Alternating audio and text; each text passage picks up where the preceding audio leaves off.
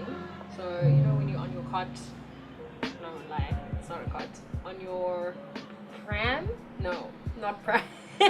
When you're learning to walk your walker. Oh my god.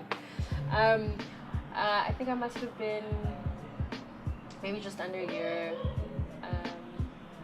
We just moved into our new house in Ladysmith, and it was a big deal because my parents came from rural areas, and they finally moved into the town, and it was an all-white neighborhood, and we were the only black people there, so there was always like a bit of like, who are these people, what do they do kind of situation.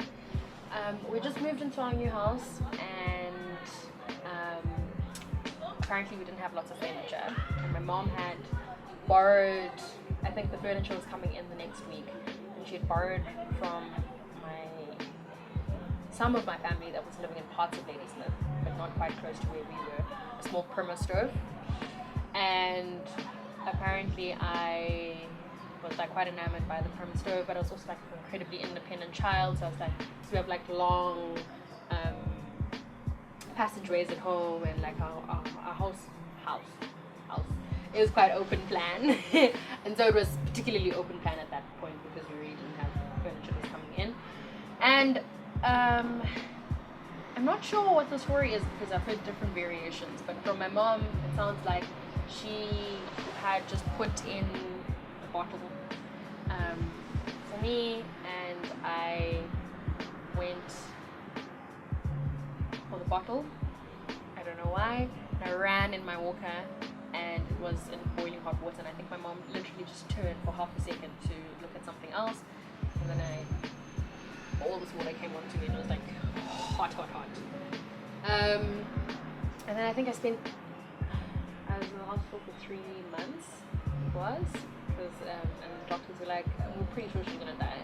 And so my mom had to experience all of that, and now as I'm older, experience a lot of I don't know, because I've been in hospitals for a very long time, and particularly when you're a black woman in a hospital, you get quite a lot of vitriol as a patient that you otherwise wouldn't get if you were of a particularly different demographic. People kind of assume it's your fault. So my mom says one of the first things that she was called was irresponsible and, you know, not serious about her children, and, you know, probably a deadbeat mother,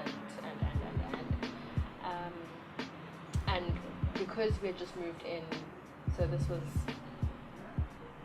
1992 that this happened.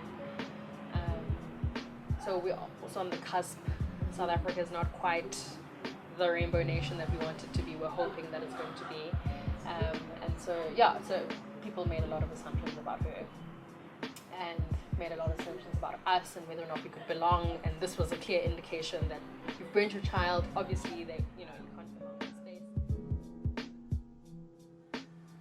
So my parents were incredibly supportive and incredibly generous parents in ways that, as I've grown up and met other people, I realized that not everyone has generous nuclear families and people that support and love them unconditionally. I've realized that that's just not a feature of most people's lives.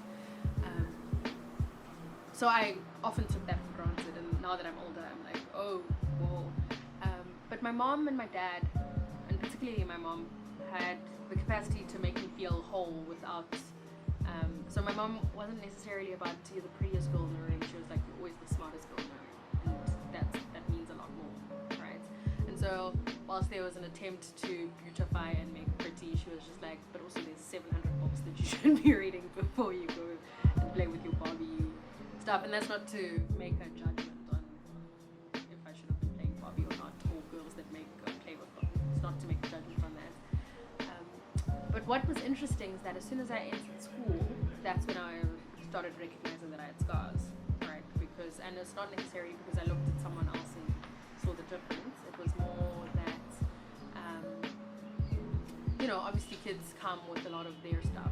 So, why does your skin do that or whatever? And then when puberty came, I had scars around my breasts. My boobs obviously started to look different. And I think I must have been 10, and I remember sort of going home and crying and being like, I just don't want these scars anymore, and being really upset about it. And my mom then tried several doctors because it seems like the scars were incredibly deep, and so this is why the doctors thought that I wasn't gonna make it.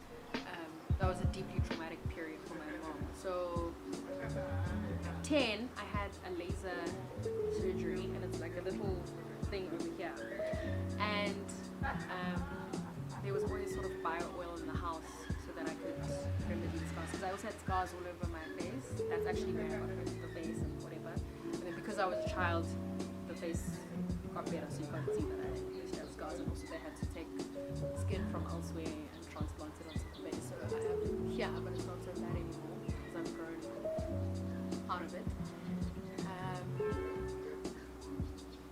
And so my mom's response was, so because I needed to and I needed to deal with it, would always try and find mechanisms in which I could like stop being scarred effectively. But for her, I was always whole, and for her I didn't necessarily have any problems other than the problems that I assumed I had on me. So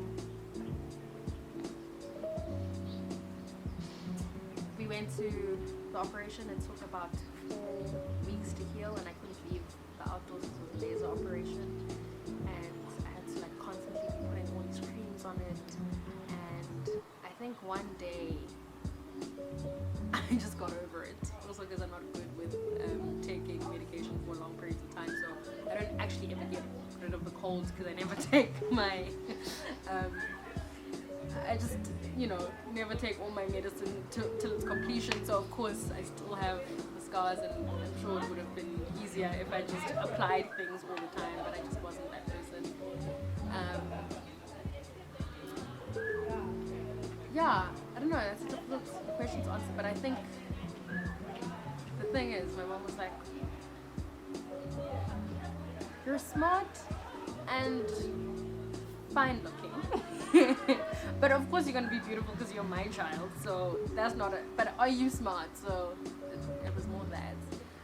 So I think body image issues and things related to my scars came from the outside, and they were never things that were in the house.